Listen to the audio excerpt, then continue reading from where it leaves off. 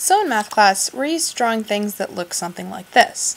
And in history of math class in particular, we used to try to draw things that look something like this. Well, that's a little messy, but we might even try to draw things that look like this, but I would rather draw things that look like this. Big Chomp Chomp with little friend Spike Man with fang teeth, foot, arms, and he's really excited, so of course you have to have the exclamation marks, and then there's Pointy Tooth, Cobra Man, and Chompy Chomp, square version with tentacles.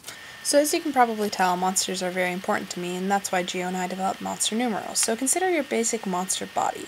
That would be equal to 0, and from there you can take your monster in any direction. You can draw little squiggles in hair, you can make a little squiggly face, but that's not equal to 0 anymore, because 0 is just the body. And after you draw the body, of course, the next thing that you have to draw are the eyes, because eyes are the focal point of the monster, and that's how you see the monster, and that's how the monster sees you. So 1 eye is equal to 1, and then 2 eyes is equal to 2, and 3 eyes is 3, and 4 eyes is 4, and so on and so on. You can draw the pupils, but you don't have to. Once you get to 5, you have to start adding the next most crucial part of the monster, which are the teeth. So 1 tooth is equal to 5, and that means that if you want to make 6, you have a tooth and then an eye, and if you want to have 7, then you have 2 eyes and 1 tooth, and so on and so forth for 8, 9, and 10. But when you get to 10, you simply add another 2, so 2 5s. That means that you can get to 24 with 4 eyes and 4 teeth, and then to get to 25, you add a bottom row of teeth. So that means 26 is a bottom row of teeth and an eye, and then 28 is 2 eyes and a bottom row of teeth, looks a little bit like a snaggletooth. And then when you get to 124, which is 4 eyes, 4 top teeth, 4 bottom teeth, you start adding hair. So 1 hair is equal to 125, so 137 would be 2 eyes, 2 top teeth, and 1 hair, like a little baby hair. 563 is 4 hairs, 2 bottom teeth, 2 top teeth, and 3 eyes, like a furry little yeti. Yeah, it's easier to see in that picture. Then when we get to 624, that means we have 4 hairs, 4 top teeth, 4 bottom teeth, 4 eyes, and 625 is a tentacle. But you gotta make sure your tentacle is nice and beefy, or else it looks a little bit like a squid. So 626 is 1 eye, and then you can add a little foot at the end, or maybe a shoe, whatever you're feeling. Even a claw if you're really feeling it, like, yeah, a little more ferocious.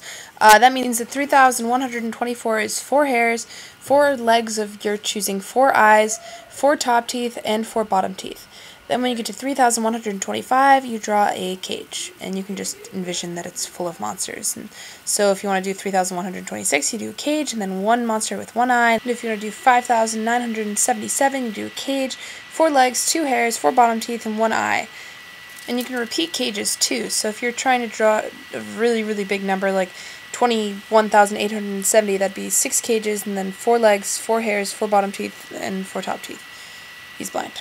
So you can see that monster numerals are base 5, and it's additive, except it kind of breaks its base 5 rules when it gets to cages, but that's mostly because if you ever need to count significantly more than 15,625 cages, which is 5 cages, you should probably stop drawing monsters and probably start running away.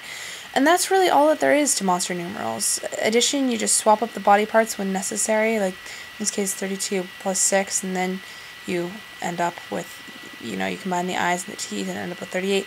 And then with subtraction, it's just the opposite. You have 22 minus 8, and then you can just swap the body parts down and end up with 4 eyes and 2 top teeth, which is 14. So you can draw yourself a whole nice little monster family. And that's monster numerals.